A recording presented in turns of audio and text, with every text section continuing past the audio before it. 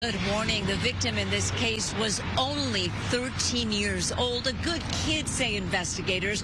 One of 5 siblings who was waiting for his mom to get off of work. He often helped her close up at the gas station where she worked when he was shot dead. And now the search is on for his killer.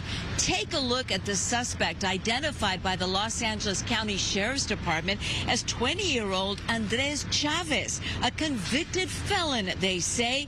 Saith Mendez was shot just before midnight last Saturday at a gas station in Pico Rivera as his mother worked inside, and she watched it all happen.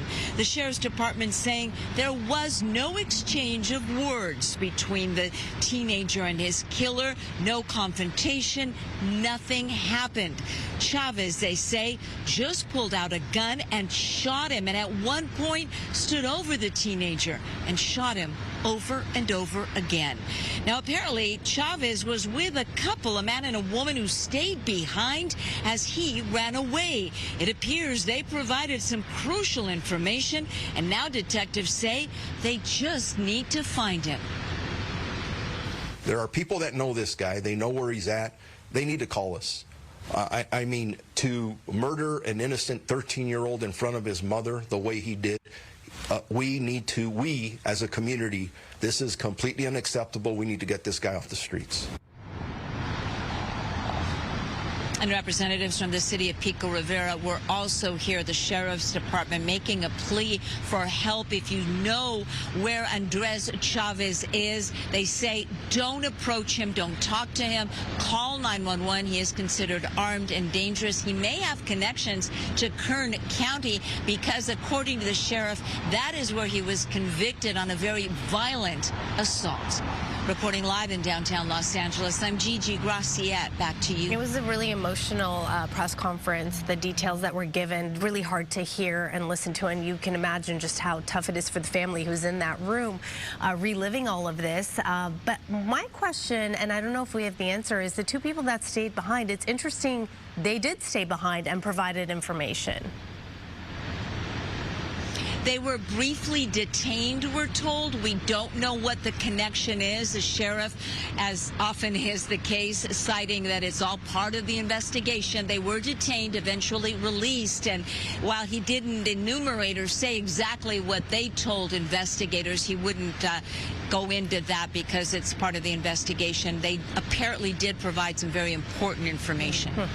And Gigi, it's really hard to wrap my mind around how this is so senseless. They didn't exchange any words. There was no confrontation, as you mentioned. You're talking about a 13-year-old boy and a 20-year-old convicted felon.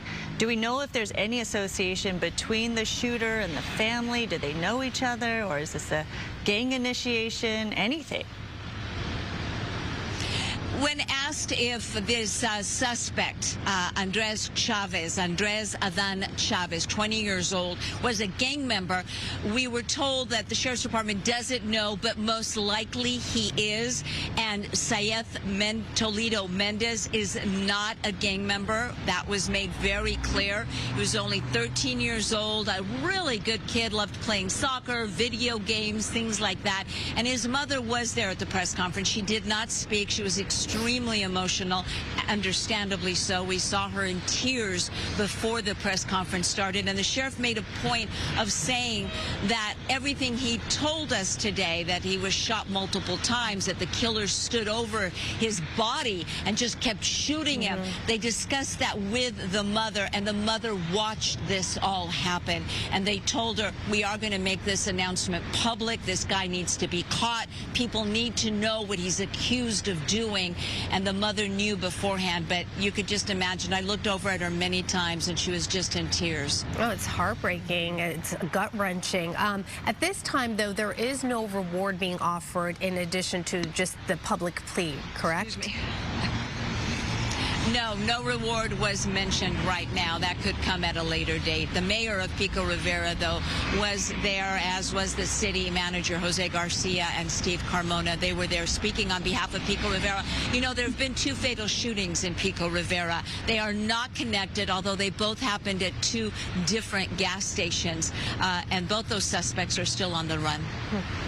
All right, Gigi, thank you for that update. Certainly tragic there, but of course, if the public has any information, to contact police and don't approach Mr. Chavez.